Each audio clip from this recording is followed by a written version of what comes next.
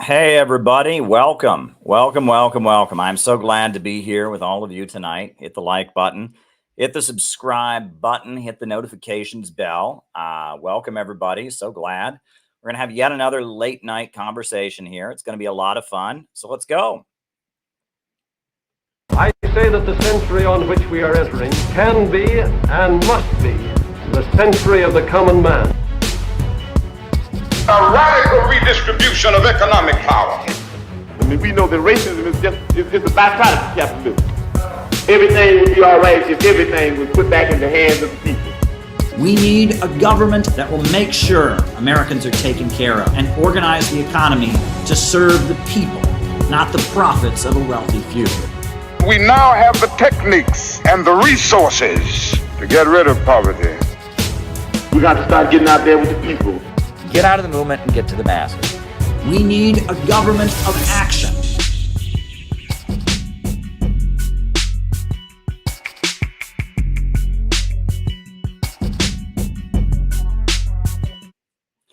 Welcome, everybody. I am so glad to be here with all of you. Yeah, it's gonna be a good late night conversation. Yeah, so hit the like button, hit the subscribe button, hit the notifications bell. My health is shaky. I'm not going out and doing too much, but I'm here going to stream with all of you. Just went live on RT to talk about the UN Security Council. So I did that, and I'm here in my lovely Brooklyn apartment. We got plenty of things we can talk about tonight. So I'm glad that you're all here. Couple quick announcements, just a couple quick announcements. As I have been reminding you, coming up February 17th in Washington, D.C. is going to be a very, very amazing Rage Against the War Machine 2 Defeat the Deep State rally at the Lincoln Memorial. It's going to be awesome. So mark your calendar, make a point of being there. We at the Center for Political Innovation, we are going to be there. We're going to be a big part of this rally. We're going to make a great contribution to making it happen. We sent in our endorsement and our financial contribution already. We consider ourselves part of the coalition, and we're honored to be part of it. My friend Angela McCurdle and I have texted about it, and yeah, we're really, really happy about it. So mark your calendars for that. Also, we are going to have a national workshop in May in Vermont coming up. So more information about that. And in a couple days, probably on Sunday, my annual report of everything that CPI has done for the year will be dropping on social media. So you'll be excited to see that. I'm editing it together right now with footage of everything we've done. Want to make sure that you see that we are not a talk shop. We're not a bunch of armchair revolutionaries. We go out and do real things to change the real world. So we got that going on. I guess I can make one announcement, which is I want to invite you all to my birthday party. Tomorrow is my birthday, and I can't go out because of health reasons. So I was talking to my wife, and she said, why don't you have an online birthday party? So tomorrow at 8 o'clock here on this YouTube channel, I will be having a birthday party. Should be a lot of fun. Tomorrow is my birthday. I'm turning 36 years old tomorrow, and you all are invited to join me here on this YouTube channel tomorrow night for my birthday party. It's going to be a lot of fun. I'm going to open it up. Anyone who wants to hop on the what do you call it? The StreamYard, and come and join the conversation is welcome. We can hang out here, tell jokes, tell stories, and enjoy ourselves on social media. I'll probably be doing that at 8 p.m. Eastern time. 8 p.m. Eastern time is when my birthday party will be tomorrow. So come back tomorrow for my birthday party. Should be a lot of fun. Just wanted to get that out of the way since we're on here, right? Tomorrow night, I'm going to celebrate my birthday party on this YouTube channel, and it's going to be fun. So hit the like button, hit the subscribe button, hit the notifications bell. The way we do things here is I give my opening remarks, which is what I'm doing now. I just talk about world events and news and things to that effect. I give my opening remarks, and then after that, we do the roll call, where I call you all out as I see you, names and locations. I call you all out as I see you. And then after that, I answer your super chat or Rumble rant or Rockfin tip questions for the rest of the night, right? Right now, we're streaming on the Rumble. Right now, we're streaming on the Rockfin. Right now, we're here on YouTube. And so if you got a super chat for me on YouTube, if you got a Rumble rant for me on the Rumble, if you got a Rockfin tip for me on the Rockfin, I answer people's questions in the second half of the program. I'll be making a note of it, and then during the second half of our show, I'll answer it. So if you've got something you want me to react to, send it in, right? Here's Max the Sax. He sent in his first super chat here on YouTube. I will answer that one first, unless there's a Rumble rant or a Rockfin tip that comes in before it. But I think I'll probably just answer that one first just because he texted me about it ahead of time. And yeah, we are going to just do yet another one of our great late night conversations. So hit the like button, hit the subscribe button, and hit the notifications bell. Here we go. So the title of the stream for tonight is Biden Suddenly Cares About Civilians in Ukraine. And that's my reaction to the absolutely ridiculous White House statement that came out today. I don't know if you saw. If you didn't see, you're quite lucky. But today, a couple days before New Year's, after Americans are celebrating Christmas, the White House decided to put out a statement.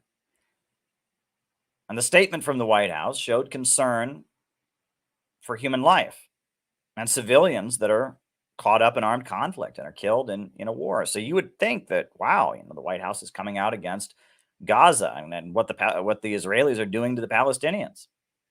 For months and months and months, Israel has been bombing Gaza relentlessly. They've bombed hospitals. They've killed well over 100 journalists. They've killed upwards of 20,000 people. Israel is just bombing Gaza around the clock.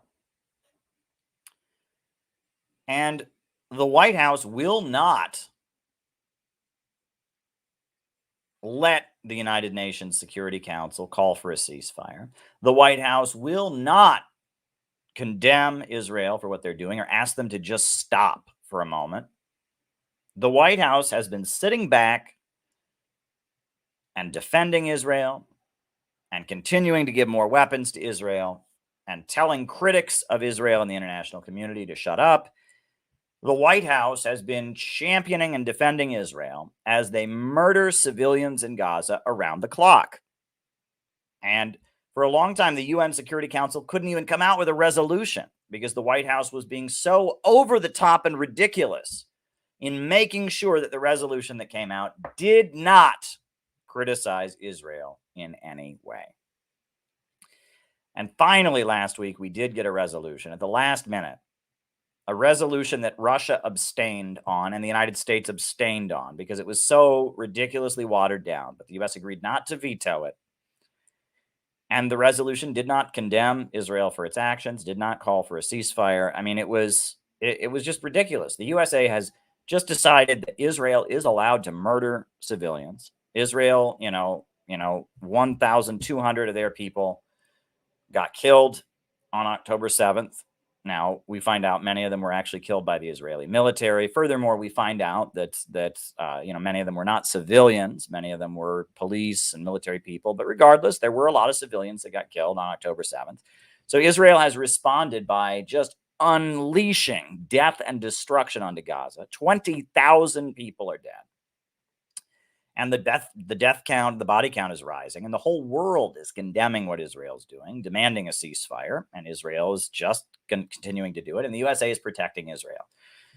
So as this is happening, and as the whole international community just keeps saying to the United States, are you serious? Are you serious? You're just going to let Israel keep doing this? Are you fucking kidding me, bro? Like, they're just... The whole world is saying to Israel and to the United States, are you really going to let this happen? Are you really just going to sit back and allow them to just keep murdering civilians? And the United States has been saying, yep, that is exactly what we're going to do. At the same time that the USA has basically just said that Israel has a license to murder civilians, at the very same time that happens, the White House today came out with a statement condemning Russia for a wave of airstrikes that were carried out last night and the night before against Ukraine. And this statement from the White House condemns Russia, and it says, oh, civilian life must be protected. And it gives the impression that Russia is just bombing innocent civilians and killing innocent people. It talks about a shopping mall that was hit. It talks about some residential houses that were hit. It's condemning Russia in the most virulent terms. And the first thought that's going through any of our heads is, wait a second. You're sitting back and not allowing anybody to criticize Israel. You're protecting Israel as they kill 20,000 people. But now you're gonna make this statement condemning Russia. Like, does anyone not notice the hypocrisy there? But then it gets better on a number of levels. First of all, the USA calls an emergency UN Security Council meeting.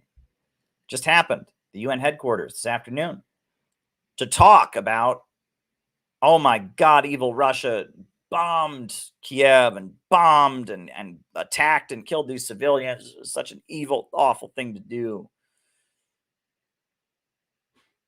Well, now we have found out that Russia didn't actually kill any civilians.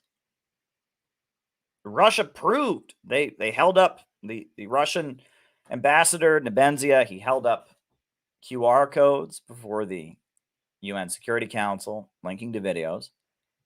Turns out all the civilians who died from the Ukrainian air defense missile system. All right? And that when Russia airstrikes a building, that building goes flat. But these buildings, they get the top floor scraped off of them. These buildings, this is not the work of Russian buildings. If Russia was going after a building, it flattens the building. These are buildings that got the top floor scraped off. These are buildings that caught on fire. And it turns out that the civilian casualties that happened in the recent wave of airstrikes happened from Ukraine's air missile defense system, not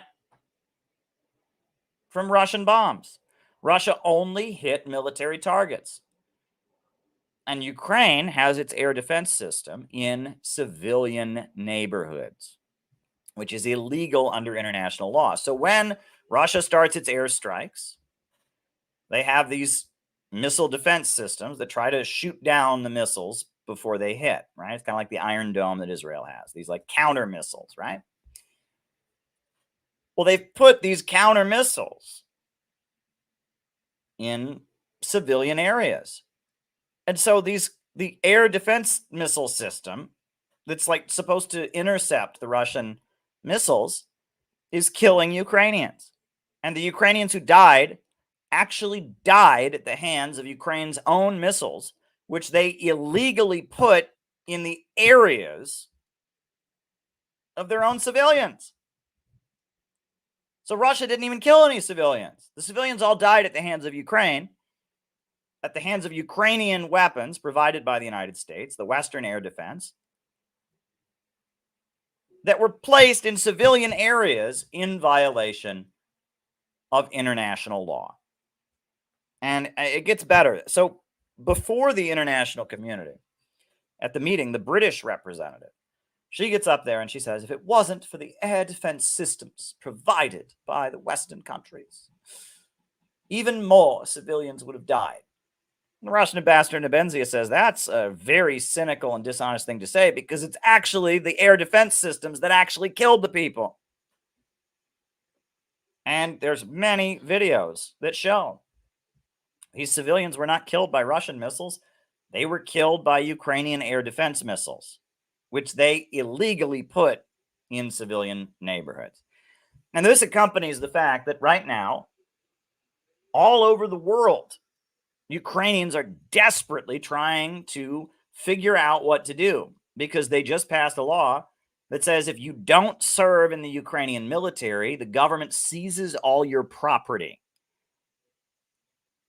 And so right now, Ukrainians are scrambling to get to the Ukrainian missions and consulates and figure out what to do to sign their property over to their spouses.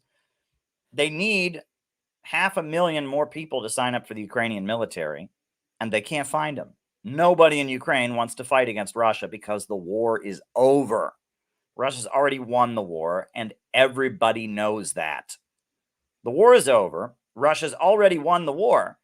But Ukraine is determined to keep this going because Zelensky is grifting and pocketing a lot of that money. And he and his inner circle of cronies are keeping a lot of the money that's coming in. And they don't want the gravy train to go away. They don't want the grift to end. And so they're calling for 500,000 more people to join the Ukrainian military. And the bulk of the population is not doing it. They're grabbing people off the street. They're trying to find ways to compel people from around the world. They're in the process of, like, people who fled Ukraine. If they don't go back and serve in the military, the government will seize their land, their property. And I mean, it's like they're so desperate to get people to fight for them at this point. Ukraine is on the brink of a collapse. There's nothing left. They lost the war. They lost the war. Russia does not want all of Ukraine. Russia only wants the people of the eastern regions. It wants Donbas, where the people seceded from Russia in 2014. Russia is not trying to conquer Ukraine.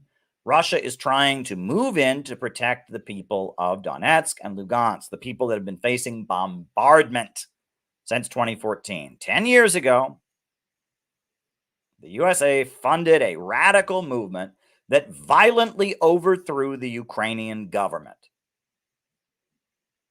And the Ukrainian government was violently overthrown.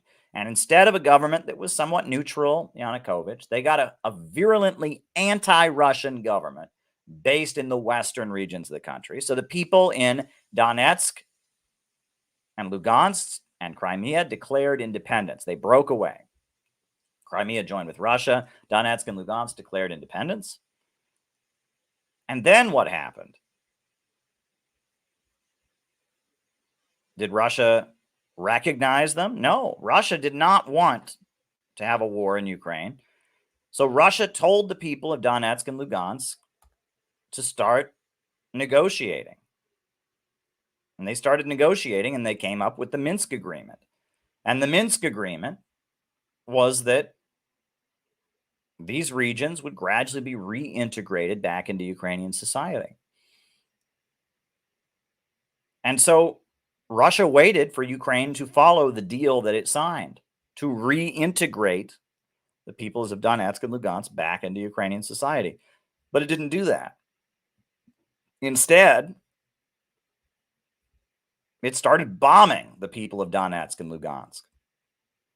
And I've shown this picture again, and I will show it again and again and again. Started bombing in 2014, 2015, 2016, 2017, 2018, 2019, 2020, 2021, and 2022. That entire time, they were bombing Donetsk and Lugansk. The Donbas region faced 8 years of shelling, bombing, drone attacks, food blockades. This is a monument they built to all the children who died. 2 to 3 million people just got up and left and went to Russia because they couldn't stand having their homeland be turned into a war-torn situation. So finally, after 8 years of bombing, 8 years of ignoring the Minsk Agreement, Russia moved its forces in. Now, if Biden cares about civilians, why doesn't he care about these children? Why was he supplying the Ukrainian government with lethal weapons to murder Russian-speaking children in the eastern regions? Why? Year after year after year, did they pass more money and more support to the government in Kiev so it could keep slaughtering people in the eastern regions? So it could keep ignoring the peace treaty they signed, the Minsk Agreement. Why?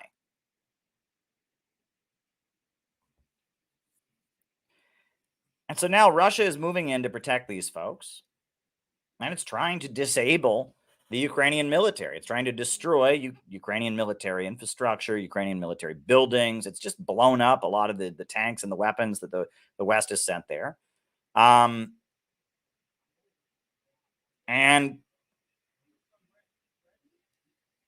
now we're being told that Russia is killing civilians. I mean, this is just absurd. Absurd. I mean, it's the Ukrainian government has been killing civilians for 8 years. We now find out that the civilians who were killed were actually killed by Russian air or by Ukrainian air defense missiles that they illegally put in civilian areas. Russia's not killing civilians. Meanwhile, Israel is killing civilians around the clock. They are killing civilians. And the USA is protecting them. The Ukrainian government's been killing civilians since 2014, and the USA has been supplying it and enabling it, and they forced Russia to finally have to move their forces in.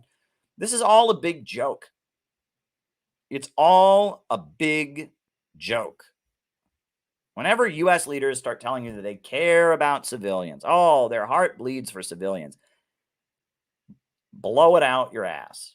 That's what we should say. I am so tired, so tired of the human rights industry, of the selective outrage. After 9/11, 9/11 was a very, very horrible event. It was horrible. All kinds of innocent people were killed. I remember sitting in my living room and watching all these specials on TV about how tragic 9/11 was, with relatives crying and, the stories about who the people who died in the towers were. And the whole country, we just cried and we mourned the awful thing that happened. And then the USA invaded Iraq in 2003 and killed at least 100,000 people in the first year, and just shock and awe, just blew the shit out of the country. And they didn't show us one single story about who one of those people were. They did not interview one mother or father. They did not give us one bio. 60 Minutes did not do any life story about any of the 100,000 people killed when the USA invaded Iraq.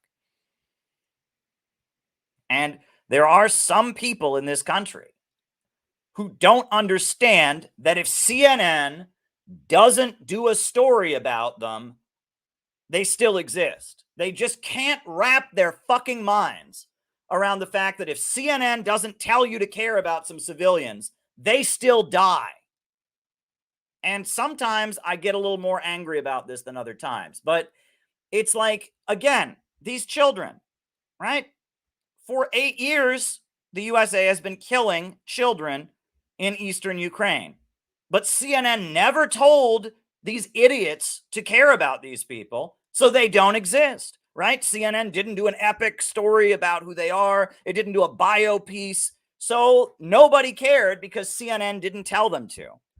But suddenly, when Russia had to move its forces into Ukraine, they started doing biopics and everyone was crying for Ukraine. I am tired of this selective outrage. I'm really tired of this bullshit selected outrage. I mean, just because CNN didn't tell you about these children, just because CNN didn't tell you that these children were people and didn't tell you about how they died, they still died. And I'm so tired of people being selectively outraged. People who only have the intellectual courage to be mad when fucking CNN tells them to, or when the New York Times tells them to. I've been mad about children dying in Ukraine since 2014. I actually know about these children. I do my research. I look at alternative media. I have been to Russia and I have met people from Donetsk and Lugansk. But because CNN didn't tell people to care about them, they don't care about them. Libya was the most prosperous country in Africa, the highest life expectancy, the world's biggest irrigation system, free healthcare, huge social benefits for the population. And Barack Obama took the most prosperous country in Africa and he bombed it to shreds and he destroyed it. And big chunks of that country still don't even have electricity. People are fleeing to get out of there. But CNN doesn't tell people to care about them. CNN doesn't tell us about all the people that have been sold into slavery in Libya. CNN doesn't tell us about the people who used to have running water and electricity and now don't have it. Right? It doesn't tell you about them. But when they decide to be outraged, about Russia, they turn on the violins, and there's all these people that just can't get it through their heads that just because CNN doesn't highlight something doesn't mean it doesn't exist. I am so tired of people, and the worst thing about it is they always get so they're so smug, and they're so self-proud. What do you call that? They're so self-important. Oh, my heart bleeds for the people of Ukraine. Oh, shut the fuck up. Right? It takes no courage whatsoever to care about Ukrainians in the United States. It takes no courage whatsoever to condemn Saddam Hussein or condemn North Korea in the United States. And I'm so tired of seeing people get up and act so self-righteous. That's the word. Rupert Fellows had the word for me. Act so self-righteous.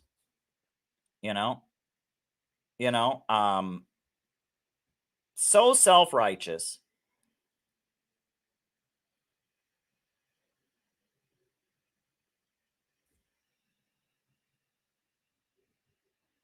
So self-righteous.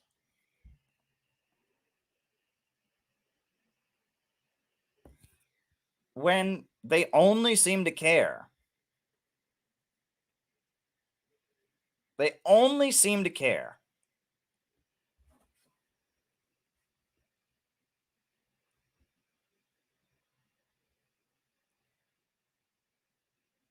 They only seem to care when they're told to care. And I see that as just the height of hypocrisy. Right? And it's not that they don't know. It's that they just don't have the courage to say something that might not be popular. They just don't have the courage.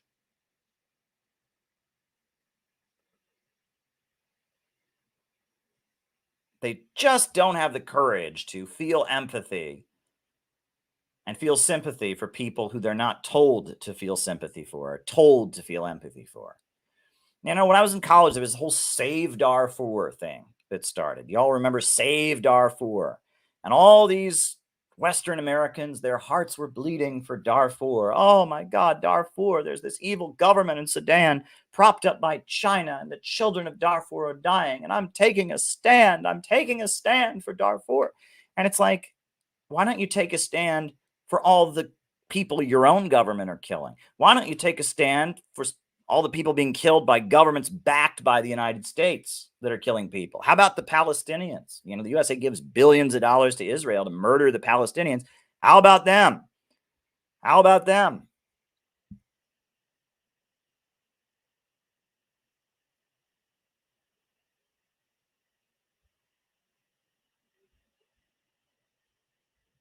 How about them?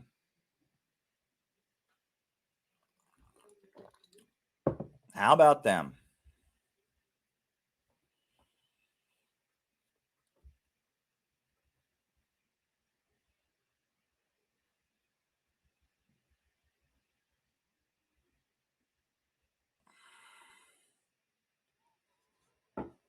How about them? And here we got Israel bombing Gaza around the clock. We got the body count rising, and the United States just bending over backwards to protect Israel, and the whole population saying that they don't agree with it. And the whole population of the world saying, are you serious? You're going to allow Israel to just keep doing what it's doing? And they continue. And they continue.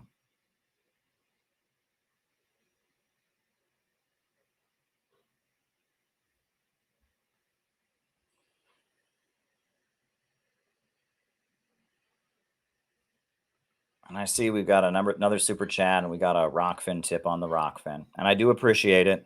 I do appreciate it, folks. I do appreciate it, but I get frustrated. I do get frustrated. As you can see, my health is a little bit shot. I'm on here streaming because I need to stream and because I like to spend time with all of you. But I was a little concerned about my health, and yesterday I had an interview I was supposed to do, and I had to pull out of it. I just was exhausted. I was just physically exhausted, and I'm staying home the next couple days. But sometimes it bothers me more than other times. Sometimes I get a little more negative and upset about it. I try to be optimistic on these streams. I really do. I try to be optimistic. I try to focus on the future, and I'm proud of everything that we have accomplished. I'm really, really proud of everything we've accomplished over the years. I'm really, really proud of the fact that we're building an anti-imperialist organization. I'm really proud of everything we've done in 2023, the amazing conference we just had December 2nd, which was a huge breakthrough for our organization. I'm very proud of the books that we've published and the solidarity work that we've done. I think talking to Kim Iverson, that chat I just did with Kim Iverson about Yemen was very important. I felt like, my health, I was a little exhausted when I did that, but I felt it was an important moment. I needed to let her viewers know about that. I don't know. I just keep going, right? And that's what you do. You got to keep going, right? And we're here to hold each other up. That's why you need comrades. That's why you need an organization. That's why you need people to work with. People to stand in solidarity with you, people who understand this the way you do. You need people like that. You really, really do. Because of the fact that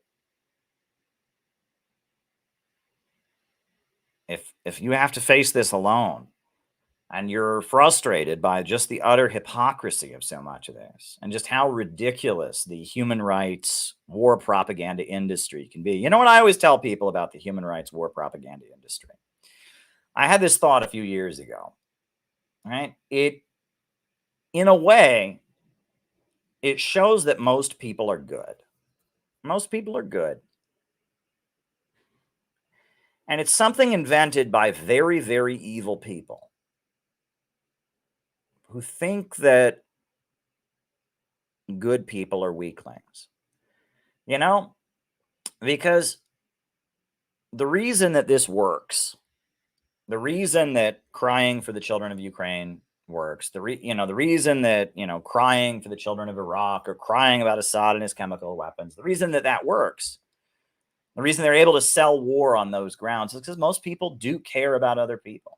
If we hear about children dying, we hear about innocent people being harmed in some far off corner of the world, we want to help them. And most people are good. Most people have basic human feelings of empathy and solidarity. Most people are good deep down. But we're ruled by a group of very cynical, sociopathic people who see that not as a strength, but as a weakness.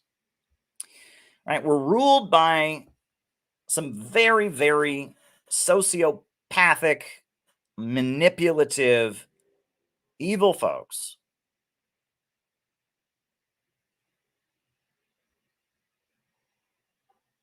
who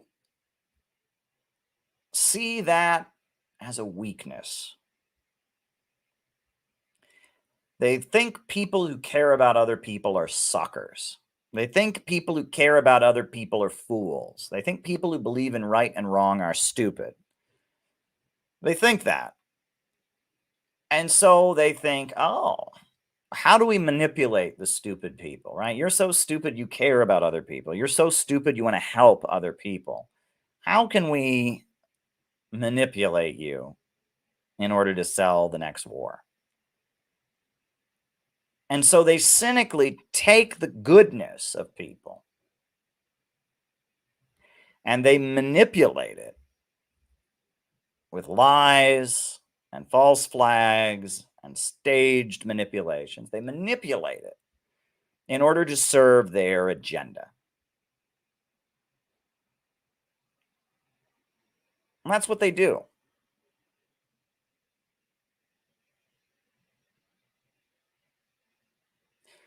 It's interesting, because it's like I see things from many, many different angles. I've learned to, I spent my teens and 20s really studying communism and Marxism. And that's very much the basis for most of my understanding of the world. I studied dialectical and historical materialism. I studied the economics of Marx and socialism. I studied imperialism and anti-imperialism. I visited the anti-imperialist and socialist countries of Latin America. And I was in a Marxist-Leninist organization. And that was the basis of so much of my understanding. But when I step outside of that, and I talk to people that are Muslims, I talk to people that are Christians, I talk to people that are critics of this system, critics of this society, but maybe they don't come at things from a necessarily communist perspective. I see things that they observe that are actually quite interesting to me, and they explain a lot of things. For example, when I was in the Middle East, someone made a very interesting observation about this logo, right? So this logo I'm about to put on the screen.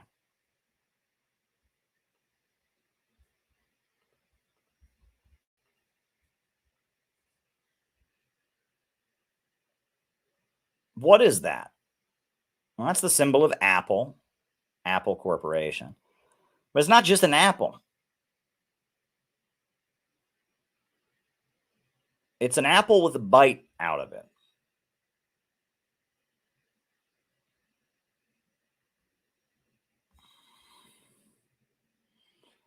And what story that many, many people know that is at the center of all the Abrahamic faiths, Judaism, Islam, and Christianity, involves an apple with a bite out of it?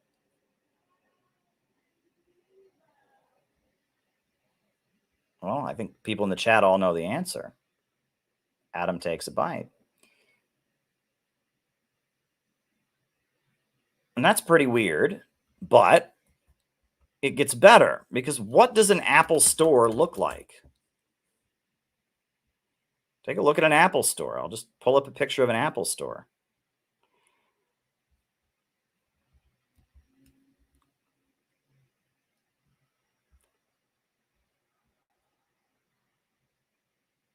All right, this is an Apple store. We'll get a couple different Apple stores here.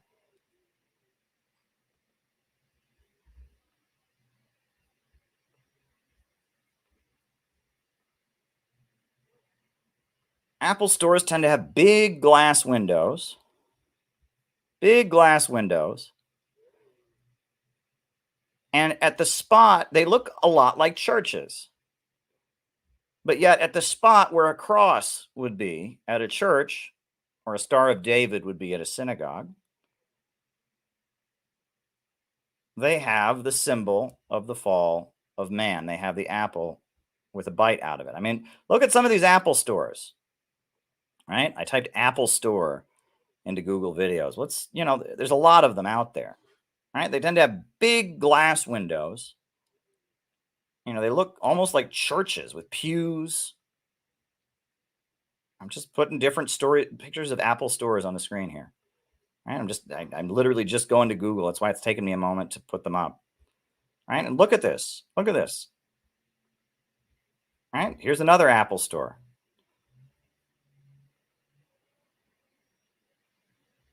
All right, big glass windows. It's got a row of seats, almost looks like pews, but instead of having a cross,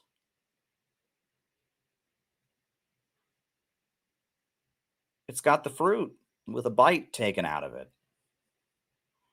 Right where the cross or the Star of David on a synagogue would be. I mean, there's many, many different Apple stores around the world, and look at them. It's very eerie. It's very, very eerie, if you think about it.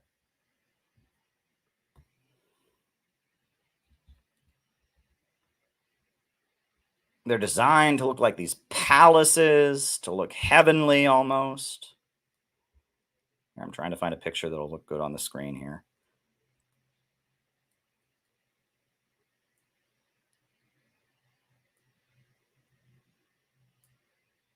It's very, very odd.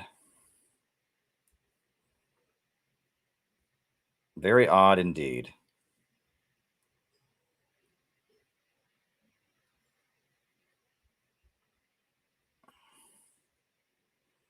Here's another one.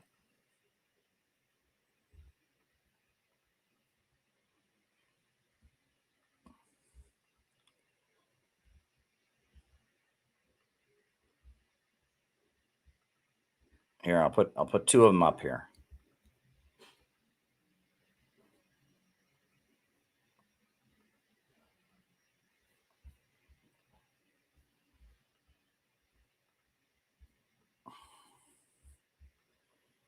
All right, here's an Apple store. All right, nice glass doors and all of that. And right above the door, where a cross might be on a church, it looks like a cathedral or something. But yet it's got the symbol of the fall of man.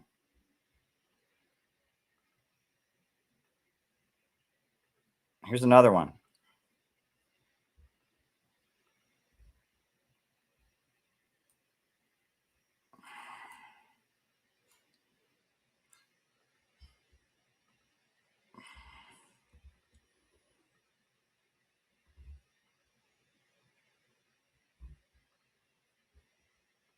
Here, I thought I had another one there.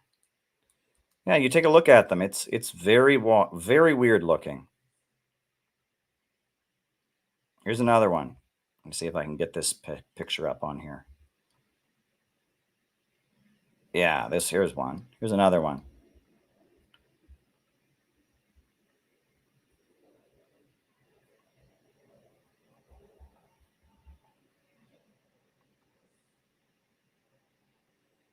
Very interesting, isn't it?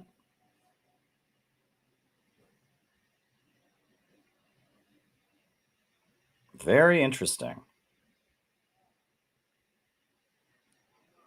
The Church of the Forbidden Fruit. The Church of the Apple. And then many people point out, and this is widely pointed out, right? If you go to Wall Street, in New York, you go to Bowling Green Plaza right near Wall Street. What statue do they have? What statue do they have on Wall Street? I've seen this statue many times. I've touched it many times. I was part of Occupy Wall Street. This was part of the landscape down there. What statue do they have down by Wall Street?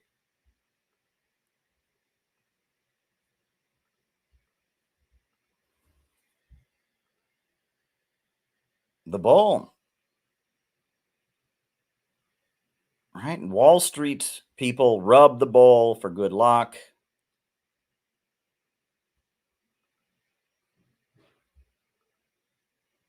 All right, the Wall Street bull. All right, it's just part of the architecture down there. It's just a tourist item that everyone sees. There's this bull on Wall Street. He's got kind of an angry look on his face, too. Not a happy bull. Here, I'll show you an image where you can see his face. All right, he's kind of scary looking. He's not having a good day. He's angry. He's rearing up to get you. And it's full of bull. But does that remind you of something else? That should remind you of something else.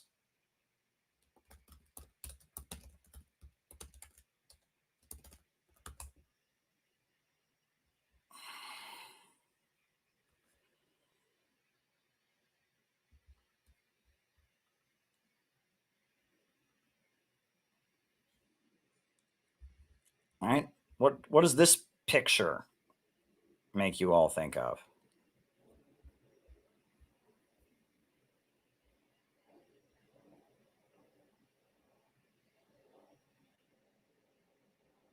You know? There's some other, weird coincidence, isn't it? All right, here's another Another image.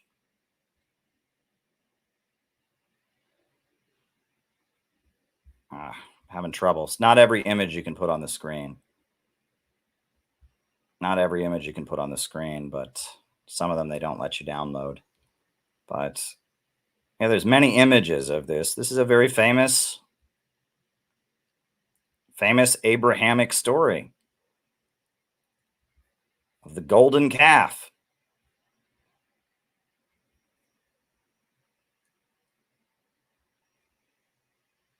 The golden calf. Here, I'm going to try to find you another picture to put on the screen. It's just a lot of these pictures won't let me download them for some reason.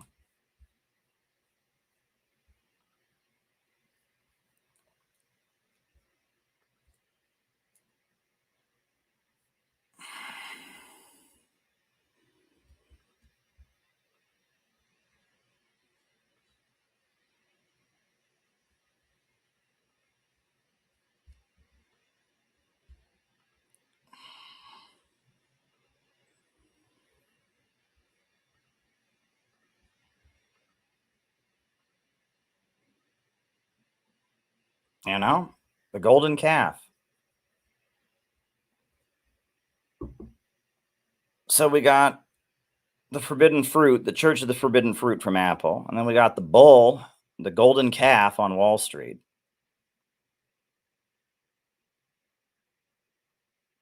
I mean, what do we make of all of this? Well, I don't know. You know, the person that I remember talking to about this in the Middle East, you know, he was a deeply religious Muslim. The way he saw it, this was proof that Satan rules the world.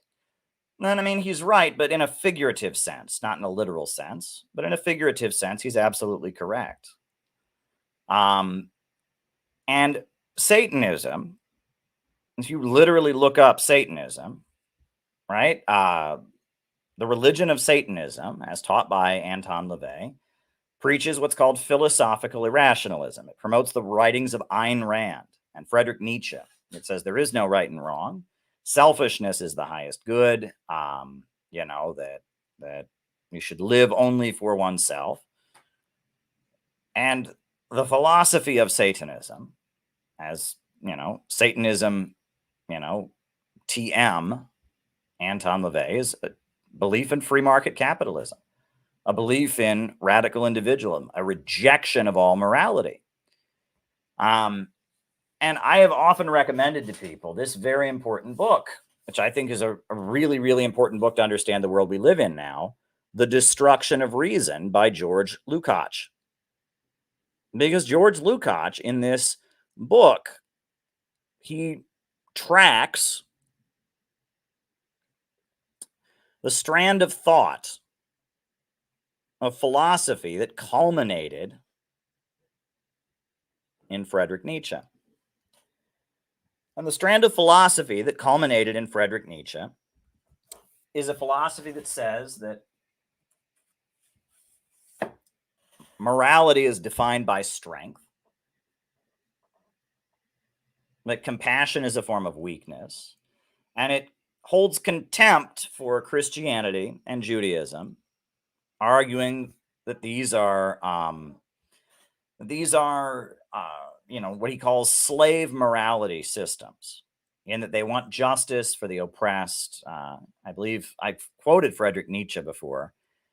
He talks about how the Christianity is the gospel of the lowly and it makes for lowliness. And he says that you know, socialism and Christianity are essentially the same thing, and that they both want justice for the poor and have contempt for the powerful, and that he sees them as both a threat, right? And he celebrates pre-Christian paganism. He celebrates ancient Greece. He celebrates Norse mythology because it doesn't have this compassion and instead worships strength. That's Friedrich Nietzsche. And Friedrich Nietzsche writes all about this and about how the Christian teaching, the Christian worldview is holding back the greatness of European civilization. He celebrates imperialism and the blonde beast, he calls it. He talks about how through colonialism, white people are shedding their moral and ethical pretenses and becoming just barbarians as they colonize people in the third world, and that's going to, you know, be a good thing, he argues. This is called philosophical irrationalism. And it believes that there is no historical progress. The past, the present, and the future are equal. The eternal reoccurrence, as Friedrich Nietzsche spoke about it. It views humanity and the people with contempt. Human beings are the problem. Human beings are deep down the problem. And whether it comes from Friedrich Nietzsche, whether it comes from Leo Strauss, who was the intellectual father of neoconservatism, whether it comes from Ayn Rand and her book Atlas Shrugged and, and The Fountainhead, that belief that morality is for suckers, that morality is for fools, the world just belongs to the strong, that seems to be the belief of those who rule over us. That is what they believe. And that's what we're up against. Now, I don't think these people are literally Satanists. I don't think they're sacrificing children. I don't think that they're, literally bowing toward a god called Satan. No. I think that they think all of us are stupid for believing that right and wrong exists, and that these things are almost like taunts. They're sociopathic, mean-spirited jokes. Right? It's almost like they put the Wall Street Bull there as a way to laugh at all the poor people who believe in right and wrong, and to say, well, we're edgy, we're satanic, we're worshiping the golden calf that Moses said we weren't supposed to worship. We're worshiping Baal, right? You all know about Baal in the Old Testament, the bull god, right? The god of the idols, that the children of Israel keep worshiping and having crazy sex orgies before they worship. I don't think they're literally bowing before Satan. I think that they just think we're all fools and that this is a joke among themselves. Some people have pointed out that when it comes to the Apple logo, and this is interesting, it may not only be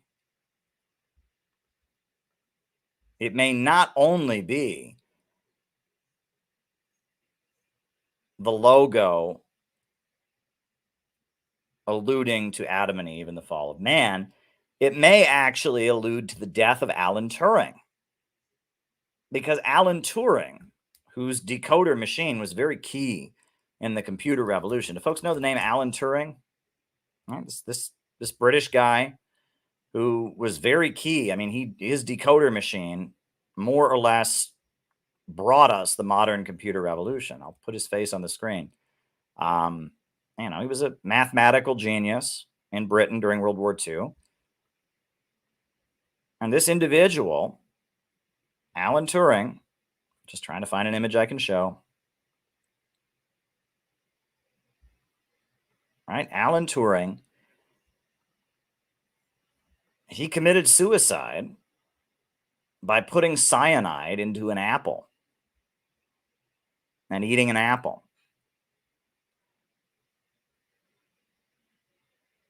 And some people have thought that instead of the apple being an allusion to Adam and Eve, it's a reference to the suicide of Alan Turing. It's a joke. It's a sick joke about the way that Alan Turing committed suicide, about the tragedy of this man who took his own life. You're correct. You are absolutely correct.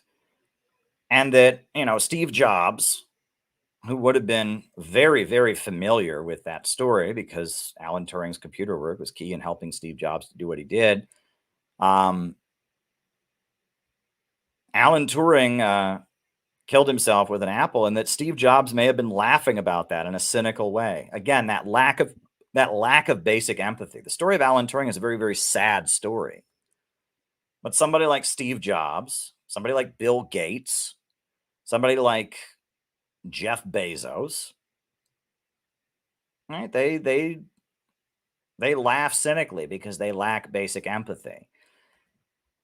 And, again, you have people who view this all from a purely religious perspective. They say, oh, the world's secretly run by Satan. Well, it is and it isn't. It's not literally run by some, maniacal demon with horns. It is run by forces that reject not only morality, but rationality. And this is very interesting. This is very, very interesting. Philosophical irrationalism. The reason this book is called The Destruction of Reason. It doesn't only reject right and wrong.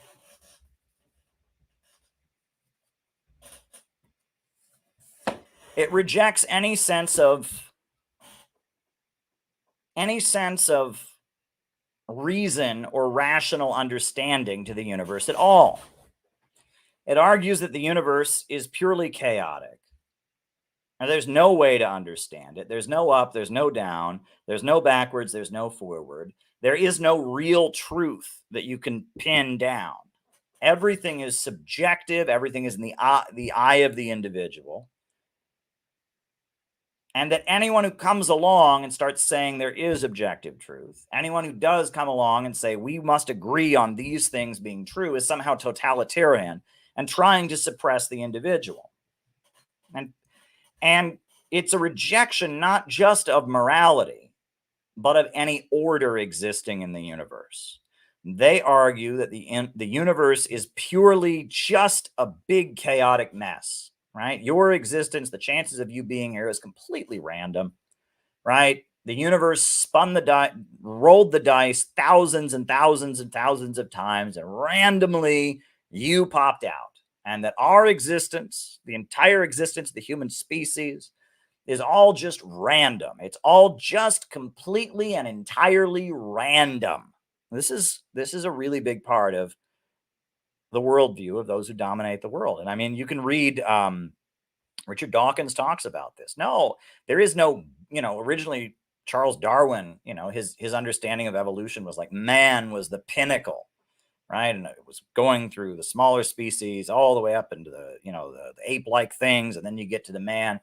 And Richard Dawkins and others say, no, that's not true. Man's existence is just completely random. Just completely random. There is no truth. There is no point to life. It's all just completely random. That's what they believe. And they don't only reject rationalism. They don't only reject morality. They reject all rationalism. And they argue that the attempt to say that there is order in the universe, the attempt to say that there is reason in the universe, the attempt to say that the world is set up the way it is to serve any purpose, that's the beginning of totalitarianism. That's the beginning of the suppression of individual rights.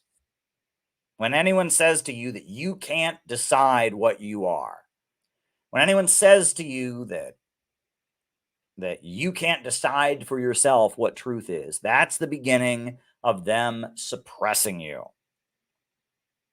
And this is what we're up against. And it is very satanic, I would argue. And that the people who feel this way, who have this totally individualist, totally selfish worldview, that think empathy and compassion is for suckers, they often do identify with some notion of Satan, some notion of devil worship, simply because it is anti-Christian, right? In our Western society, the way morality, the way right and wrong is presented is usually through the guise of the Christian faith or the Jewish faith or some religion. And so in order to be in opposition to that, they identify with some notion of a devil, some notion of Satan. I think that's interesting. And I'm thinking about this, and I guess I'm thinking about this. Pretty soon we'll start answering questions. I know people have, we got some Rockfin tips that have come in. We got a Rockfin tip came in from Hempcar, much appreciated. And we've got, we've got many super chats here to answer. We got 5 of them so far, and keep them coming. We'll start answering super chats pretty soon, but the reason I'm thinking about this is I watched Alex Jones's interview with Jimmy Dore the other day, and I must say I was disappointed. I I sympathize with Alex Jones. I really do. Because the way he's been, sued into oblivion by the Sandy Hook families, that's ridiculous, right? I mean, he didn't cause people to harass them. He had a conspiracy theory that many people on the internet had, and the way they've sued him into oblivion and banned him from every platform is absolutely ridiculous. And he played a very good role during the Libyan war. I remember he defended Gaddafi. I remember hearing him, hearing his radio show, and he's on there. Usually I'm against communism. Well, this Gaddafi, this is an example of socialism and communism kind of working. He said great. I mean, he was absolutely on the right side in Libya. But his overall worldview is the libertarian one. He thinks we don't have real capitalism. He hates communists, right? He has anti-immigrant, there's an element of pandering to white nationalism in his views. He's not a white nationalist, but he panders to that kind of thinking with his phobia of immigrants and stuff like that. The idea there's a war on white people or something like that. So I don't agree with Alex Jones, but the fact that he has been critical of the government, the fact that he's been punished for it in very ridiculous, over the top ways, I sympathize with him. So I see him on Jimmy Dore, and I did a critique when he did his Tucker Carlson interview. What he said about Iran and what he said about China were so bad. The stuff he said he tries to say China is part of the global ruling class. I mean, they're trying to destroy China, if you haven't realized that. For him to claim that, all the Democrats are all secretly working for China, that's just not true in any conceivable way. China's part of the world economy, sure, but China, they've been trying to tear apart China from the beginning. I mean, China is very much on Russia's side. Like, he tries to ignore that China's anti-imperialist and make it sound like China is just another part of their global system, which it is absolutely not. And then the stuff he said about Iran, he was just wildly inaccurate about Iran. He was just repeating Israeli talking points about Iran. So I did a rebuttal to his Tucker Carlson interview. But then I saw him on Jimmy Dore, and I will say, because I guess he knows the audience, he knows the venue, knows the crowd, right? He knows where he's speaking. His foreign policy stuff, he toned it down. He still said anti-China stuff. He still said anti-communist stuff. He still said stuff that is not correct about Iran and other things, but he kind of toned that down. But then he started talking about DMT, hallucinogens, and he started talking about how technology is actually created through satanic rituals. And I was listening to this, it was just nutty. And I was listening to it, it was depressing. And of course, there's never any hope with Alex Jones. There's no hope, right? It's all a big conspiracy. It's all a big plot. There's no good guys in the world. The anti-imperialists are all just part of the scheme together. The Palestinians are in cahoots with Netanyahu, and it's all a big plot, right? You listen to Alex Jones, it's all fatalistic. It's all fatalistic. There is no hope. And it's that boot stomping on the human face in George Orwell. There is no hope. There is no optimism. There are no good guys. It's all just a big conspiracy. They're coming for you. You and Alex are the only good guys in the universe. And so you got to buy a bunch of his products, buy his, refrigerated, his frozen food that you can eat during the apocalypse, and his, your bomb shelter and all of that. I mean, it's cynical. It's unfortunate. And what's weird is I noticed that view is also philosophical irrationalism. Even though he's calling out a lot of the degrowth stuff, a lot of the stuff they actually say about people living in pods and you'll own nothing and be happy about it, a lot of the stuff they actually say, he calls it out. But when he says technology is all just a big conspiracy from Satan, that's ridiculous. Anyone who's worked in engineering can tell you, no, human beings do design these things. No, they don't get the designs for CD players and modern computers from satanic rituals on DMT. They get them from doing actual engineering work. That's dumb. It's embarrassing and it's dumb for him to say that technology is all derived from that. How many people work in the world, manufacturing these products? Give me a break. But there's never any hope. There's never any hope.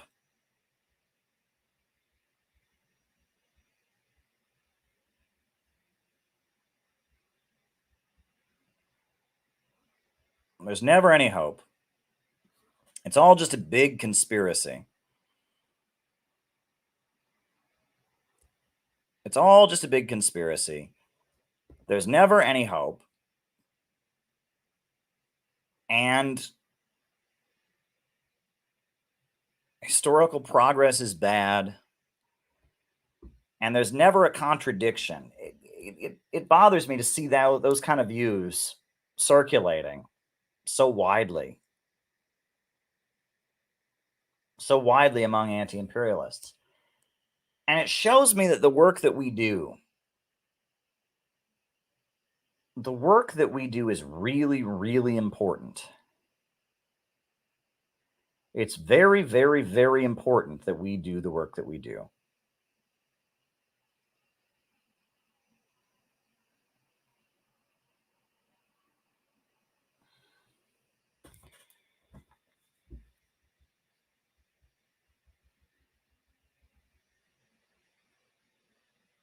Because no one else is doing what we do. No one else is doing what we do. We're saying that there's hope. We're saying that Russia and China are rising. We're saying there's a new economy out there. We're saying that human beings and human growth are the future. We have the hope. And we come together. And we have energy with our hope. And we send delegations to socialist countries. And we have conferences. And everything that we do is about spreading hope. That's what we're all about, is spreading hope. Right? We're the city building tendency. We believe in humanity. The problem isn't humans. The problem is the irrational capitalist system. Human beings aren't naturally the way the ruling class are. Yes, they are sociopaths. Yes, they're evil. But we're not naturally like that. That's not the way human beings are. Human beings tend to love each other. Human beings tend to believe in truth. Human beings tend to have empathy and compassion. Human beings want more than they already have. They want to build. They want to construct. And in a weird way, we're fighting for humanity itself.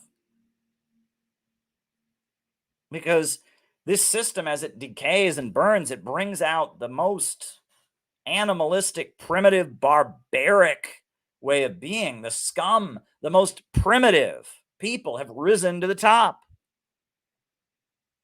Are dying, I don't think Bill Gates is my superior.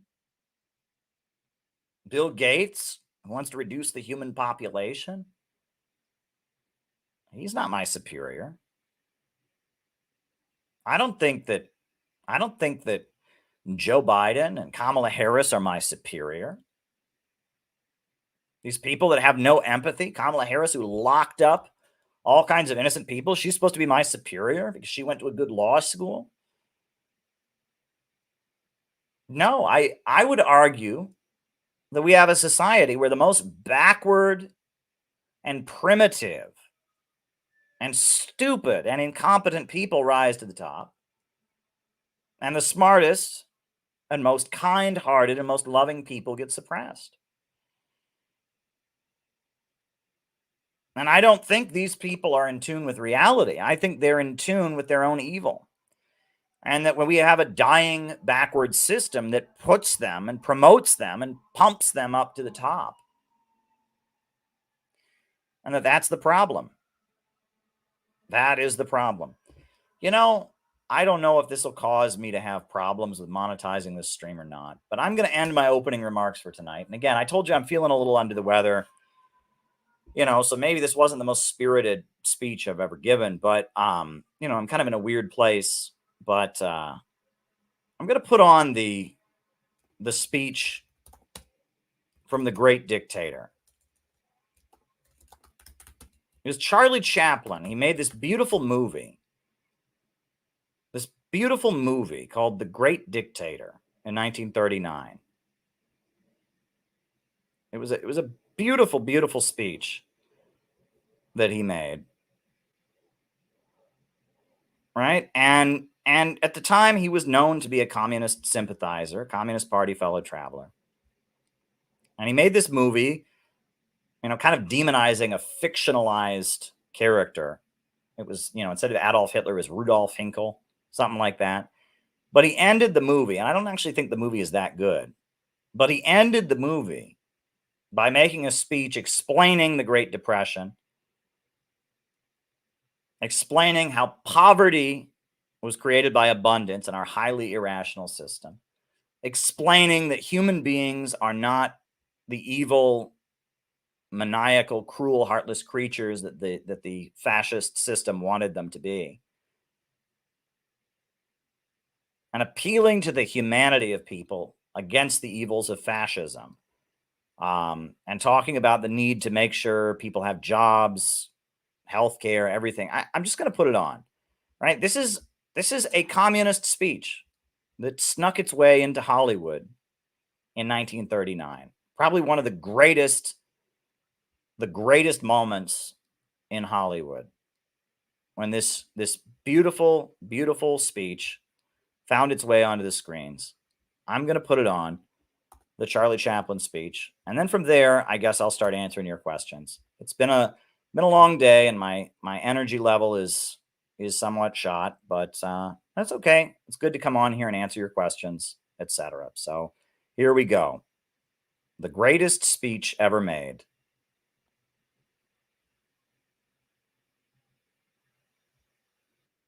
But I don't want to be an emperor. That's not my business. I don't want to rule or conquer anyone. I should like to help everyone if possible. Jew, Gentile, black man, white. We all want to help one another. Human beings are like that. We want to live by each other's happiness, not by each other's misery. We don't want to hate and despise one another. In this world, there's room for everyone, and the good earth is rich and can provide for everyone. The way of life can be free and beautiful, but we have lost the way. Greed has poisoned men's souls, has barricaded the world with hate, has goose-stepped us into misery and bloodshed. We have developed speed, but we have shut ourselves in. Machinery that gives abundance has left us in want. Our knowledge has made us cynical, our cleverness hard and unkind. We think too much and feel too little. More than machinery, we need humanity. More than cleverness, we need kindness and gentleness. Without these qualities, life will be violent, and all will be lost. The aeroplane and the radio have brought us closer together. The very nature of these inventions cries out for the goodness in men, cries out for universal brotherhood, for the unity of us all. Even now, my voice is reaching millions throughout the world, millions of despairing men, women, and little children, victims of a system that makes men torture and imprison innocent people. To those who can hear me, I say, do not despair. The misery that is now upon us is but the passing of greed, the bitterness of men who fear the way of human progress. The hate of men will pass, and dictators die, and the power they took from the people will return to the people. And so long as men die, liberty will never perish. Soldiers, don't give yourselves to brutes, men who despise you, enslave you, who regiment your lives, tell you what to do, what to think, and what to feel, who drill you, diet you, treat you like cattle, use you as cannon fodder. Don't give yourselves to these unnatural men, machine men with machine minds and machine hearts. You are not machines, you are not cattle, you are men. You have the love of humanity in your hearts. You don't hate, only the unloved hate, the unloved and the unnatural. Soldiers, don't fight for slavery, fight for liberty. In the 17th chapter of St. Luke it is written, the kingdom of God is within man, not one man nor a group of men, but in all men, in you. You, the people, have the power to create machines, the power to create happiness. You, the people, have the power to make this life free and beautiful, to make this life a wonderful adventure. Then in the name of democracy, let us use that power. Let us all unite. Let us fight for a new world, a decent world, that will give men a chance to work, that will give youth a future and old age a security. By the promise of these things, brutes have risen to power, but they lie. They do not fulfill that promise. They never will. Dictators free themselves, but they enslave the people. Now let us fight to fulfill that promise. Let us fight to free the world, to do away with national barriers, to do away with greed, with hate and intolerance. Let us fight for a world of reason, a world where science and progress will lead to all men's happiness. Soldiers, in the name of democracy, let us all unite!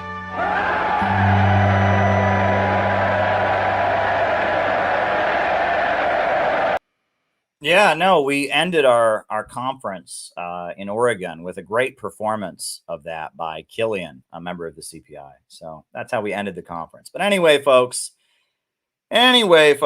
I now will do the roll call. Names and locations. Names and locations. I will call you all out as I see you. Names and locations. Names and locations.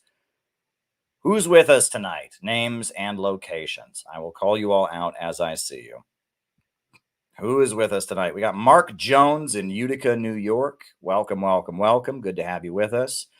We got David Fox, who says brilliant stuff. He's in Australia. We got Moppin' Time in Scotland, Rupert in England, Ryan in Kansas City, Zhao Yun in NYC, JT24 in Mississippi, Jenny Lynn in Cincinnati, Bob Troy, New York, Sydney, Australia, Colin in Greensboro, Finn in Duluth, Tony in Tasmania. Working my butt off in California, says China Shill. Sean in Calgary, Canada. Mima Flowers in California. Zach Bunch in Richmond, Virginia. Rice in Adelaide, Australia. Tyler in Missouri. Get some rest, my friend. Yeah, I need it. I'm tired. George Vlad in Chicago. Zach in Richmond, Virginia. Patrick in Maine. Mark Works in Ottawa. London. Tyler in Missouri. All right. Names and locations. Names and locations. Oh, we got Ivan Chow in Sydney. That's a new name on the Rumble. Well, welcome, Ivan. I hope you like what you're doing. Hope you enjoy the show. We're always happy to have you here. And on the Rockfin, we got anyone on the Rockfin? We got Hemp Cars on the Rockfin. All right. Oh, we got Katusha in Minsk, Belarus. Very good. Steve, Ann in Ringgold, Georgia. Mohsen from Iran. Hey, Caleb, it's Caitlin from Richmond. Welcome, Caitlin. Good to have you. Hope you're doing well out there. Take care of yourself, Caleb. This is Sherry from Cape May. Very, very good. Join the Center for Political Innovation. Absolutely. Absolutely. All right. So tell you what, I said I would answer Max the Sax's question first. So I'm going to answer that first. Then I'll answer the Rockfin one. Then I'll continue answering Super Chat. So Max the Sax, can you give an overview of FBI interference in U.S. elections from McCarthyism to present day, given the 2024 election? We are really in for it. Well, that's interesting, right? And he's referring to the fact that Hunter Biden's laptop, was suppressed by the FBI in the 2020 elections.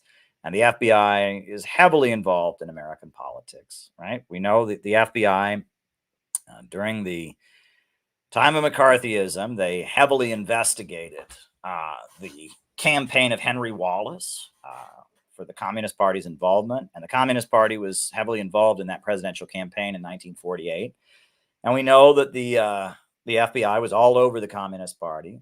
They were facing indictments. They were suppressed. And so it became very, very difficult for the Communist Party to carry out that Henry Wallace campaign because they were being suppressed. We also know, it's just a matter of public record, that the Communist Party was constantly being investigated, and that the Soviet Union and who tied to the Soviet Union might be working with different candidates was a constant point of investigation for the FBI throughout the Cold War. I'm trying to think of specifics. I do know that, that the FBI was very much in Nixon's camp during the 1968 elections and the 1972 elections.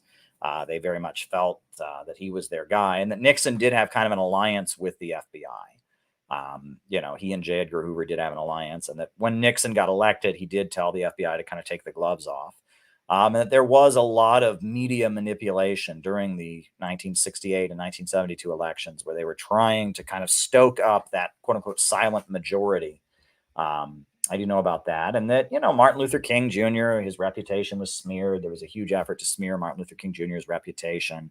But as far as elections, that's interesting. I know about 1948, they suppressed the Communist Party. I know that they had kind of a de facto alliance with Richard Nixon.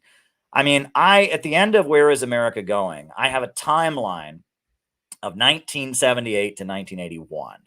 I have a timeline. And I don't know how much of that stuff was FBI directed. The FBI had infiltrated so many different organizations during those years. 1979, you had the Greensboro massacre. There was all kinds of wild stuff with different groups fighting each other during 78, 79. 1980, in the lead up to the 1980 election. There was so much stuff, and the FBI had a hand in so much of that. They had infiltrated so many of the communist groups. They'd infiltrated so many of the different organizations in the United States. But how much of that was can be directly traced to the FBI is a good question. I know the FBI helped the Carter administration to carry out Abscam. But in some ways, it seems like the FBI may have been for Ronald Reagan in that election. So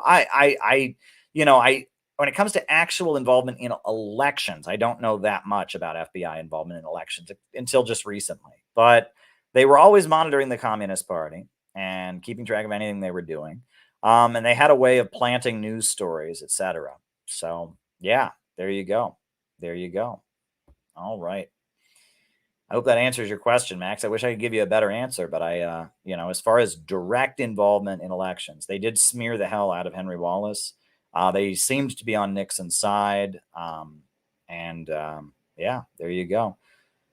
All right. Now on the Rockfin Hempcar says this New York Times article said hundreds of professors and over 100 universities had connections to the CIA and propaganda and religious institutions too. Good paper to print off and take to the campuses to show when their professors tell them lies about Ukraine. Yeah, well, there's a book that was published I have called The Compromised Campus. That's all about that. And that cultivating academics to say what the CIA wants, to get funding, to do the research that the CIA, to say what the CIA would like to hear. And that's nothing new. And we shouldn't be surprised about that. That's just kind of par for the course. And I hate to say that, but it's just, there's a huge, huge effort. The Congress for Cultural Freedom program, the Rockefeller think tanks, professors need grant money if they're going to do research. They need grant money. And so there you go. There you go. All right. Why are more young men leaving college? Because they don't get much out of it. Right? If you have a degree, what do you get? What does it mean? There are certain jobs like being a teacher you can do with a degree. You have to have a degree to do it. But in all honesty, a degree doesn't help you that much. And it means a lot of student debt. And many people have pointed out, and there's no way to not say this, the college atmosphere has become very, very much very, very hostile to what a lot of young men feel, right? College has become a very, very female place, and it's kind of a weird thing, right? You wouldn't think so, but it's like gradually, the atmosphere, the safe space, and I had a college librarian who told me when he came to college, it was like, here's your books, here's your dorm, start studying. But all the getting to know you activities and all of that college has been very, very much turned into this weird kind of like grown-up summer camp, where you're doing all kinds of, you're on the list. Don't worry, Funky, you're on the list. Where you're doing all kinds of weird activities, and it's about how well you socialize, and that, that college is much more an environment that is friendlier to females than males, right? And it's like when they talk about, white men, but not just white men, men of all races, right? And how they're kind of in a crisis right now is it used to be that most institutions were set up to serve white males, and that's not good, right? Obviously, right? It's not good to have institutions set up to serve one particular demographic, but it used to be colleges, the only people there were white males, and women started going to college, and people of other races started going to college, and that's good, right? So, but gradually the institutions have kind of become places where, just the way that boys is viewed as something that's a problem, right? And there's many people who've talked about this, and this is something where conservatives, they kind of have a point, right? There has been kind of a war on being male. There has been kind of a war on male identity, and that's largely because what it means to be a male, the expectations of males are kind of up in the air. And so the fact that more men would leave college than women, that makes sense because they would feel a little more alienated. Plenty of women leave college too, though, right? And that a lot of that right-wing stuff is wrong. Right. A lot of the right wing stuff that they get at is just wrong. So I'm not fully on board with that. But yeah, there is kind of an atmosphere in colleges where, the way men are, the way men think about things is kind of frowned upon. One thing is that, in college, you do get penalized. And I remember this when I was in college. You get penalized for knowing stuff. Right. If you did your own reading about a topic or something, you'd think that would help you, but it actually penalized you, right? You get rewarded for vomiting back what the teacher wants to hear. You don't get rewarded for, for saying, doing real research and coming to real conclusions, right? And that they've very much set things up to punish people who actually can solve real problems and ask real questions, and to reward people. I used to joke when I was in college. I used to say, so and so is so dumb they got straight A's. And it was true. You'd meet the people at my college who were the highest achievers in terms of academics. They were the dumbest people you'd ever met, right? They never had an original thought in their heads. They never questioned anything, but they got amazing grades, and that they didn't care. And that if you actually are interested in the subject, right, if you're actually interested in learning the topics, it's set up to kind of penalize you for that, right? You're supposed to just be able to just be concerned about getting a good grade and vomiting back to the teacher what they want. So yeah, there you go. The American education system is a joke. It's awful. It rewards stupidity. It rewards conformity. It's not to say that it's better in other parts of the world necessarily. I think, this is a global problem, but, we tend to have a society that, that kind of frowns on innovators. I mean, I see some of the stuff, I was in college a long time ago. When I was in college during the Bush years, during the early Obama years, it was bad. But it was nowhere near as bad as it is now. I mean, I have, students who tell me that they're all expected to write a term paper about how Vladimir Putin has interfered in the elections. And I mean, it's so bad. It gets to be so bad. It's like, I, for one, I could never go back to college. I would never be able to sit in a seat and listen to my professor tell me about how, evil Russia is bombing Ukraine, and have to pretend that somebody who's that stupid is smarter than me. And I mean, some of the people I work with now, they show me the crap they have to do in their college. And it's just, oh man, I mean, shit, I never thought it would be that bad. Good night, good night. But anyway, who funds groups like Al-Qaeda and ISIS? Well, that's interesting. Now, we know ISIS started out as a faction within the anti-Syria fighting forces, right? All these Islamist extremist groups were being mobilized in Syria to fight against Assad. ISIS began as a faction among them. And on top of that, there were a number of, Iraqi Sunni radicals who joined ISIS as well. There were a number of Iraqis who didn't like the Shia majority of Iraq and, were getting funded by Saudi Arabia. Some of them had a history with Baathism, and they found their way into ISIS as well. But ISIS was formed basically as part of the anti-Iran, anti-Shia, anti-Syrian government mobilizations the United States was building up in Iraq and in Syria. Right, and Al-Qaeda's roots go back to the fight in Afghanistan against the People's Democratic Republic of Afghanistan. Right, in 1978, Afghanistan had the Sour Revolution. They had a government that was, trying to move towards socialism, and so the USA got a wealthy Saudi named Osama bin Laden to form kind of a fighting army to destabilize, Afghanistan, and that's how Osama bin Laden and he's a Wahhabi. Right. And that there may still be wealthy people in Saudi Arabia who fund Wahhabism. Right. That is the official ruling ideology of Saudi Arabia. The Saudi royal family has a number of different members, all of which are very, very wealthy. And that the Saudi royal family and the Saudi ruling circles, the people that are in the upper echelons of power in Saudi Arabia, are very, very wealthy. And a lot of them do have Wahhabi views. Right. They do believe that, we need to go back to the 1400s. So there you go. What did Marx and Lenin really think about religion? Well, there's no question both of them were atheists. They were strong atheists. I've had people try to argue Marx was not an atheist, arguing that he didn't believe in a God and he was a materialist, but he did believe in right and wrong, and he didn't have the cynicism that we now identify with atheism. It's like, okay, you might have a point there, but when it really gets down to it, Marx was adamant that there was not a God. He was adamant that, that there was only material. He rejected the notion, idealism. There's two schools of thought: idealism and materialism. Materialism says that all that exists is matter, and thoughts are simply a reflection of the matter that exists. Whereas idealism, right? Idealism says that reality is a reflection of thought. And that, the classic form of idealism is the belief that, God said, let there be light, or thought of us and created us, right? Or that you can create reality with your mind. And I'm at the point that I'm much more idealist than I've ever been. And I think the truth is somewhere somewhere in the middle. I do believe in spiritual power, but I also do think there are material, laws. There's obviously laws of gravity, and I just don't think people can just think their way into existence. I think it's more complicated than that. But I think Marx and Lenin were actually very clearly atheists in their worldview. I mean, there's no question. Go read, they wrote books arguing about philosophy where they make that abundantly clear. My understanding is Lenin actually maintained that Jesus never existed. He was one of what they call the mythicists, and he argued that Jesus didn't exist, which I think is interesting. But yeah, I mean, they were clearly both atheists in my understanding.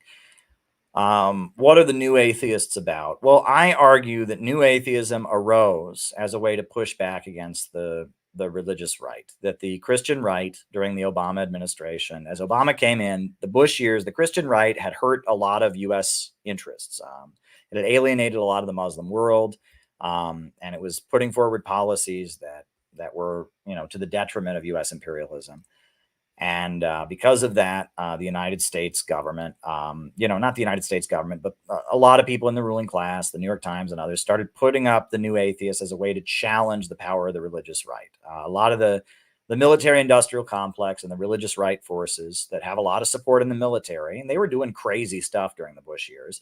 They were kind of out of control, and they had hurt U.S. foreign policy. They had tilted U.S. foreign policy in certain ways that were to the detriment of U.S. imperialism. Hezbollah was wildly popular because they kicked Israel's ass, and when they invaded Lebanon, and the Muslim Brotherhood hated the United States because Bush had called the invasion, the war on terror, a crusade. And that the Muslim world was largely alienated because of the religious right, and the religious right was influencing policy in negative ways. And so there was like a full frontal assault. I mean, it was just U.S. imperialism was in crisis. And so to push back against the Bush wing, against the neocons, you had the movie Jesus Camp that came out, which was a popular documentary film. Do you remember Jesus Camp? I mean, it just showed how these religious right, church camps do kind of brainwashing, and these little kids get fired up against abortion and fired up for being evangelicals and hating Muslims. And, Jesus Camp came out, and Richard Dawkins was all over TV with the God Delusion and Christopher Hitchens and Sam Harris. And it was they were pushing back. They were pushing back against the religious right because the religious right had a lot of influence. However, if you watch a lot of new atheist material, it's all very much the same. And I consumed a lot of it. At my college, they had a club that they started called the Atheist Humanist Association. And that, I watched a lot of this stuff. I watched Bill Maher's Religulous, and I listened to a lot of Richard Dawkins lectures and Sam Harris and all this stuff. And I noticed after a while, I remember I said a couple things about it. Number one, I said, they're always making fun of the religious right for being obsessed with sex, but so are they. So are they, right? All they care about is abortion and gay marriage, right? They're for abortion and gay marriage. The religious right are against it, but they're always saying, but it's their whole critique of Christianity is Christianity doesn't allow abortion and gay marriage. And it's they could critique Christianity on many, many other points, but it's all just, they're just as much obsessed with sex as the religious right are. They tee-hee-hee, oh, you're so morally pure, but you're obsessed with sex. Well, so are they. That's one thing. The other thing about them is that they basically view the world's religions in a hierarchy, right?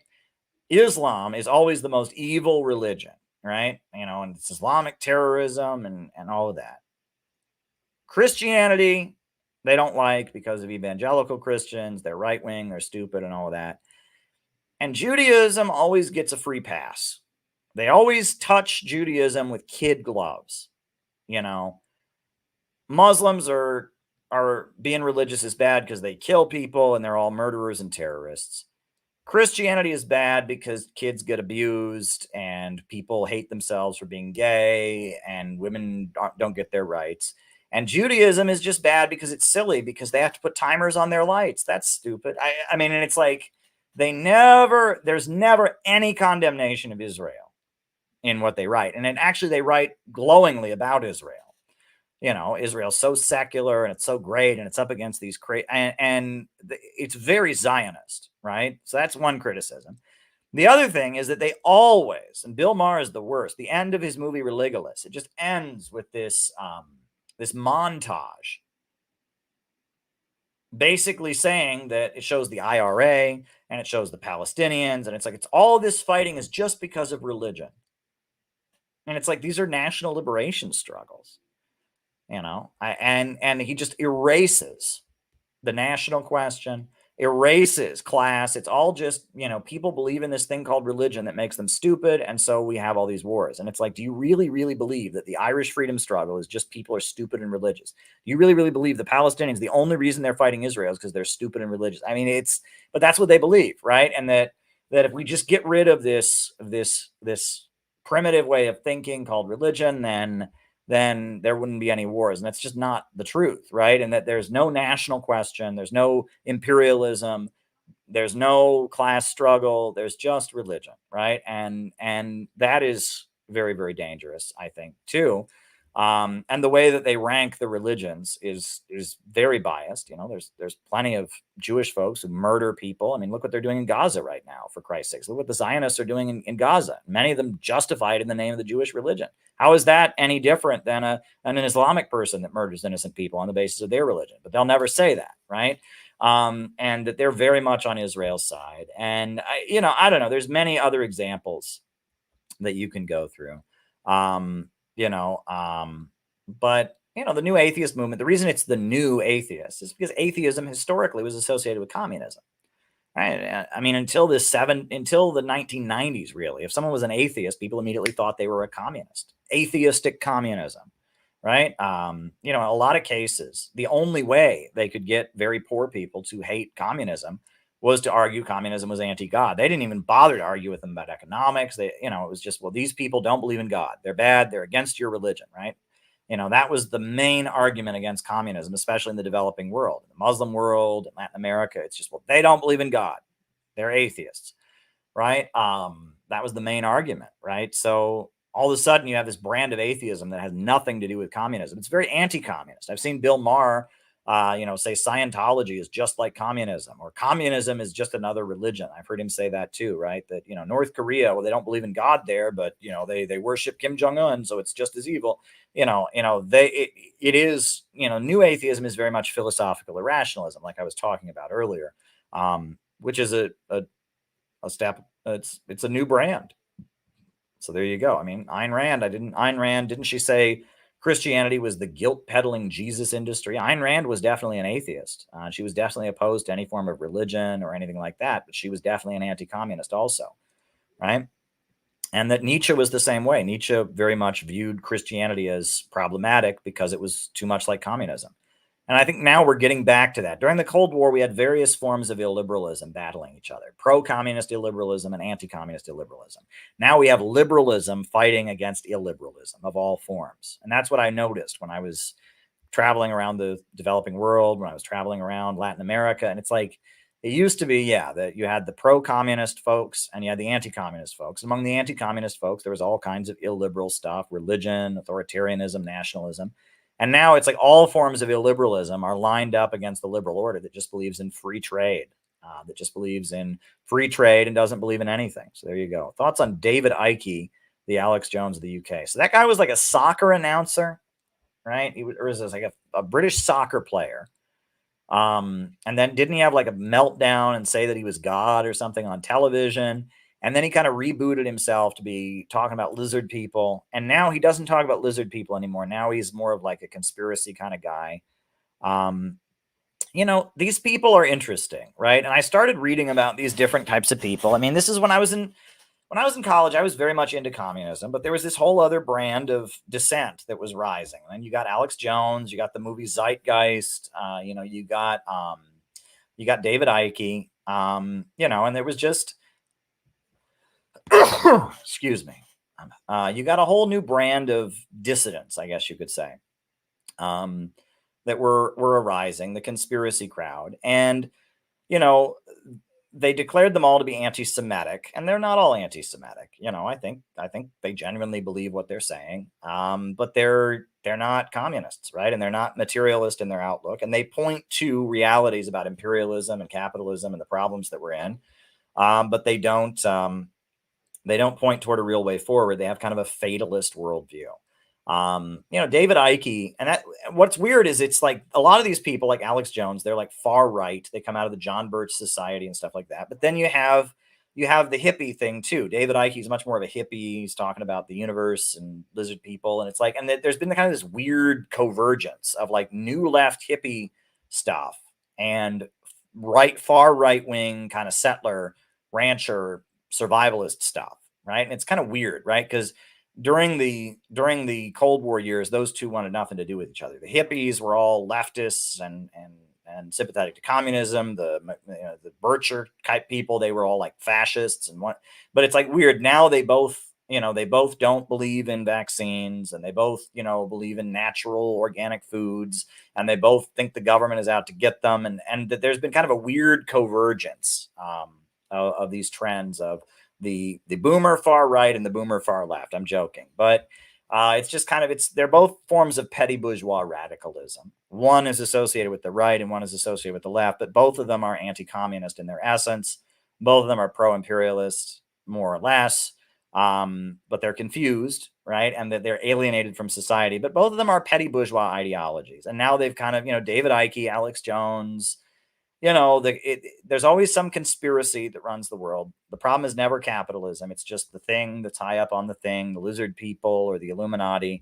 There's never any hope. And there's always a guru you have to pay money to. You have to pay money to the guru to have some kind of spiritual experience or something, and there's never any solution, right? Willie Nelson, hippie rancher type. It's this layer, so you have the establishment, and then you have various petty bourgeois trends that emerge to try and deal with the establishment. And ultimately, we're trying to organize the working class, right? We're trying to build a working class movement. And the way we differ from these petty bourgeois trends is that we are illiberal. These trends are liberal, right? Their fear is other people. If you listen to Alex Jones, if you listen to the hippie people, if you listen to libertarians, if you listen to any brand of philosophical irrationalism, any brand of middle-class opposition, the fear is always going to be the people. It's going to be conformity, and it's going to be fear of people. It's all just going to come down to, they're going to take my individuality away and make me conform. That's the essence of what they're saying. And that's not the essence of what we're saying. What we're saying is the masses of people in their millions are going to rise up and take what's theirs. And we're going to organize society for the good of all the people. And then we're going to show people what they have in common, opposing the rich and powerful and the way that they're taking things. We are populists. We are majoritarians, right? The word Bolshevik means majority. The Communist Manifesto says all other movements have fought for minorities, but our movement fights for the vast majority, right? And, we are for the majority. We're not defending the isolated individual from the mob. We are mobilizing the bulk of humanity to see their own material interests. And that is where there's a fundamental break. We are populists. We are for the majority. We are illiberal in that we want people to come together and see their common interests. We want to build a movement, and all of these petty bourgeois trends are all focused on individualism. They're all very pessimistic, and they're all focused on satisfying the need for individual fulfillment, right? This is petty bourgeois ideology. There's a very good essay Gus Hall wrote, The Crisis of Petty Bourgeois Radicalism. Crisis of Petty Bourgeois Radicalism. And he wrote about the 1960s and his critique of the 1960s radicals, right? And Crisis of Petty Bourgeois Radicalism. And it's very good. And he just talks about, how the hippie movement ultimately is not working class. It's petty bourgeois. It's a good piece by Gus Hall. Also, right, the Trotskyites, when they kicked out the ones who became neocons, there's a very good book called The Struggle for a Proletarian Party, where it talks about how, the break with Trotskyism that the neocon people, Max Shachtman and others had, their break with Trotskyism was largely about their petty bourgeois class position, about their struggle for individualism. The petty bourgeoisie is a class without a future. It's pessimistic, and it celebrates its isolation, its freedom from being part of any, it's not part of the working class, and it's not part of the big bourgeoisie. It's just, they've got their little corner of the world, and they want everyone to just leave them alone. And that's the petty bourgeois ideology. And the petty bourgeois is a doomed class, right? The ruling class is against them and wants to beat them down and force them into the proletariat. The proletariat is ultimately, going to rise up and try to at least control them. And so the petty bourgeoisie is the class without a future. And much of the dystopian fiction, 1984 by George Orwell, Anthem by Ayn Rand, the Brave New World by Aldous Huxley, most of that is appealing to the petty bourgeois alienation, the middle class petty bourgeois fatalism, they called it, right? And optimism is very working class. And, we're trying to get people to see what they have in common. We're trying to bring people together, not celebrate their individualism. That's what we're trying to do. And that's why we scare them. That's why our opening ceremonies with the flags and all of that just makes them uncomfortable. That's why there's anti-communism spewing through all their writing. These people don't want to join a mass movement of any kind. These people, petty bourgeois radicalism is very opposed to any kind of mass organizing or mass populist movement. It's just about, it's about various hucksters and con men who help the middle class people find their individualism some way, right? And salon culture, I talk about Freud and the revolutionary intelligentsia. It's a whole thing. But anyway, folks, hopefully I'm in a better place tomorrow, but I'm exhausted. I'm still resting. My body is not ready to be doing this. But thanks for spending some time with me here tonight. I'll be back tomorrow. Join me at 8 o'clock tomorrow night. We're going to have a little birthday party on here since I'm staying indoors because of my health. So, thanks, everybody. It's been fun. And I'm going to put on the closing music.